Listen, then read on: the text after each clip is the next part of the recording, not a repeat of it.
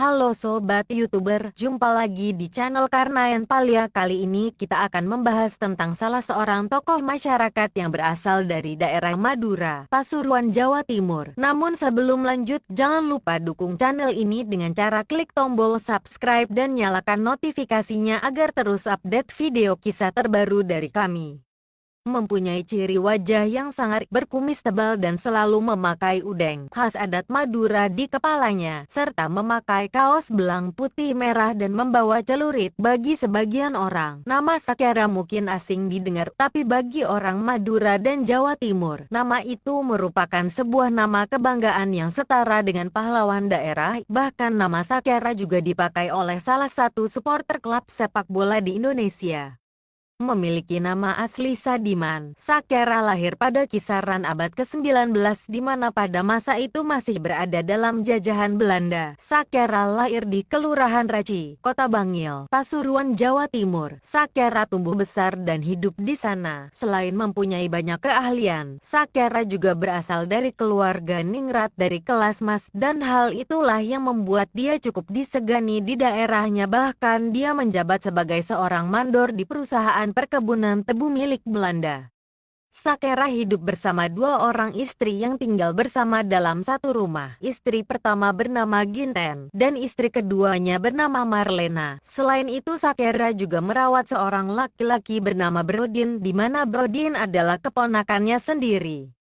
Meski berwajah sangar, Sakera bukanlah orang jahat seperti caranya berpenampilan. Selain menyukai pertunjukan musik, Sakera adalah sosok yang berjiwa besar dan senang membantu orang lain. Dari hal itulah dia mendapat nama julukan yaitu Pak Sakera, di mana dalam bahasa Kawi berarti ringan tangan.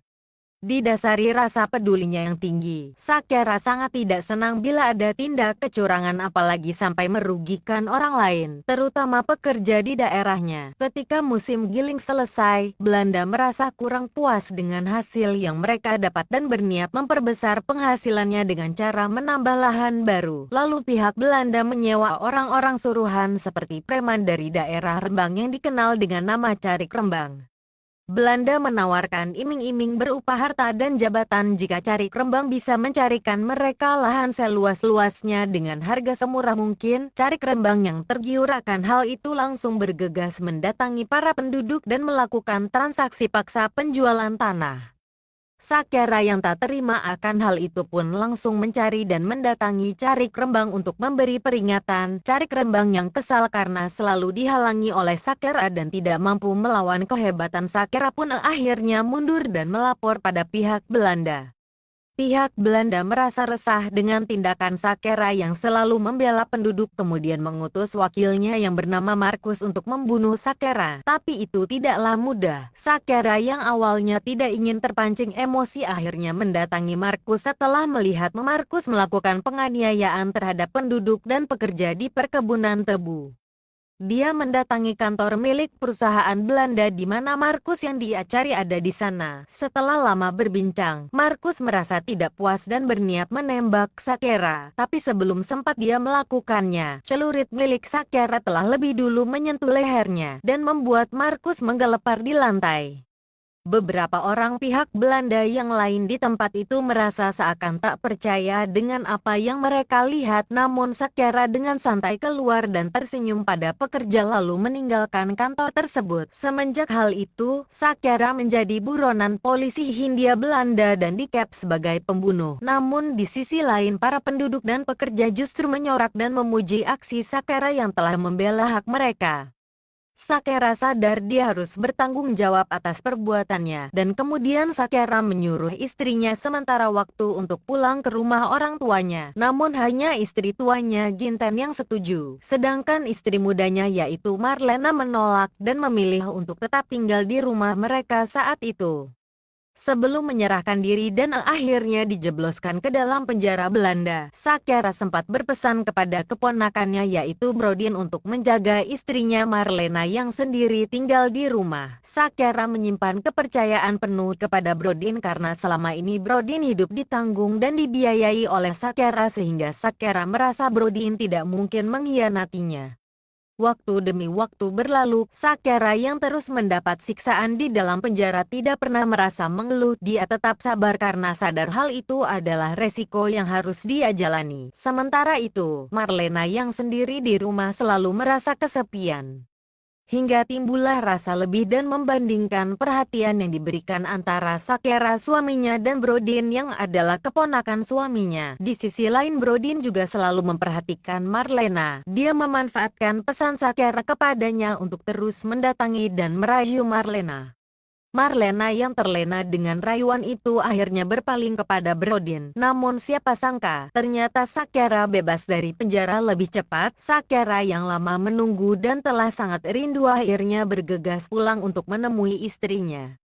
Tapi sesampainya di rumah, Sakera dibuat sangat kecewa setelah melihat istrinya Marlena dan keponakannya Brodin sedang bermesraan. Brodin yang kaget langsung panik dan bergegas melarikan diri. Sementara itu, Marlena hanya bisa terdiam dan menangis saat melihat wajah Sakera yang tiba-tiba datang.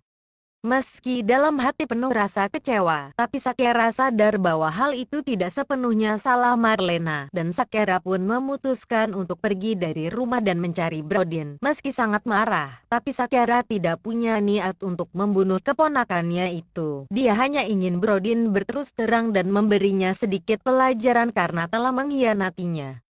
Sementara Brodin yang telah ditelan rasa ketakutan akan amarah Sakera pun merasa panik dan memikirkan berbagai cara untuk membunuh Sakera. Timbullah rencana Brodin untuk menggali lubang agak besar di mana di dalamnya telah disiapkan bambu yang telah diruncingkan dengan maksud untuk menjebak Sakera. Tapi sayangnya kepanikan justru membuat Brodin sendiri yang terjeblos ke dalam perangkapnya saat dia lari dari kejaran Sakera. Melihat hal itu, Sakera hanya bisa termenung dan menyesalkan perbuatan keponakannya itu. Tidak sampai di situ, setelah beberapa waktu, Sakera kembali ke perkebunan tebu untuk melihat para pekerjanya di sana. Namun lagi-lagi, Sakera melihat kecurangan yang dilakukan oleh pihak Belanda dan berdampak pada gaji pekerja yang dipangkas. Sakera sangat marah dan berusaha mencari dalang pelaku di balik itu semua. Sekian lama menyelidiki, Sakera akhirnya menemukan otak di balik pemotongan gaji pekerja tersebut. Namun perundingan Sakera dengan pihak Belanda yang pada saat itu tidak menemukan kesepakatan, dan sikap arogansi dari pihak Belanda yang merasa paling berkuasa membuat Sakera tak mampu menahan emosinya. Ditambah lagi orang-orang Belanda terus saja menyudutkan Sakera dan bahkan berniat untuk menghabisi Sakera. Hingga Sakera terpaksa melakukan perlawanan dan berakhir dengan tewasnya orang-orang Belanda. Bahkan di antara itu, salah seorang pimpinan Belanda dari perusahaan tebu itu juga tak luput dari lampiasan amarah Sakera. Tentu saja hal itu membuat pihak Belanda sangat marah. Lalu disusunlah rencana oleh Belanda untuk menangkap dan membunuh Sakera. Dengan liciknya, pihak Belanda meminta bantuan kepada teman seperguruan Sakera yang bernama Aziz. Dia disuruh mencari kelemahan Sakera dengan iming-iming harta. Aziz yang juga tergiur akhirnya bersedia untuk mengkhianati Sakera. Dalam sebuah acara tayuban pertunjukan musik, mereka bersiasat memenangkap Sakera. Sakera yang sejak semula memang menyukai pertunjukan musik akhirnya datang karena tak menyangka bahwa itu adalah jebakan yang disusun oleh Aziz dan pihak dari Belanda. Sakera memang berhasil ditangkap, tapi dia melakukan perlawanan. Hingga kemudian pihak Belanda menangkap ibu kandung dari Sakera dan mengancam akan membunuhnya jika Sakera tidak mau menyerahkan diri. Sakera yang tak berdaya melihat hal itu akhirnya tunduk. Dia tak ingin orang lain menjadi korban, apalagi itu adalah ibu kandungnya sendiri. Sakera pun menyerahkan diri dan kemudian ditangkap, di mana setelah itu Sakera dihukum mati oleh pihak Belanda. Sakera gugur di tiang gantungan dalam penjara Belanda dan dimakamkan di daerah Bekacak, kelurahan paling selatan di Kota Bangil, Pasuruan, Jawa Timur. Meski tak ditulis dalam nama pahlawan nasional, namun Sakera dikenal sebagai pejuang daerah yang membela daerahnya dari penindasan dan kekejaman Belanda. Semenjak kematian Sakera, keluarga dari Sakera sempat dikucilkan karena dianggap sebagai keluarga ekstremis Sakera oleh Belanda. Namun sebagian besar keluarganya masih ada di daerah Pasuruan, Tampong, Bangil, Rembang, Surabaya, Sidoarjo, Malang, dan daerah Jawa Timur lainnya. Sedangkan keluarga dekat dan kerabatnya telah menyebar di beberapa kota di Nusantara, nama Sakyara memang tidak tertulis dalam catatan pahlawan nasional, dikarenakan dia hanya memperjuangkan daerahnya sendiri. Namun di balik itu, nama Sakyara tetap menjadi pahlawan dan kebanggaan bagi masyarakat Pasuruan, Jawa Timur, khususnya orang Madura.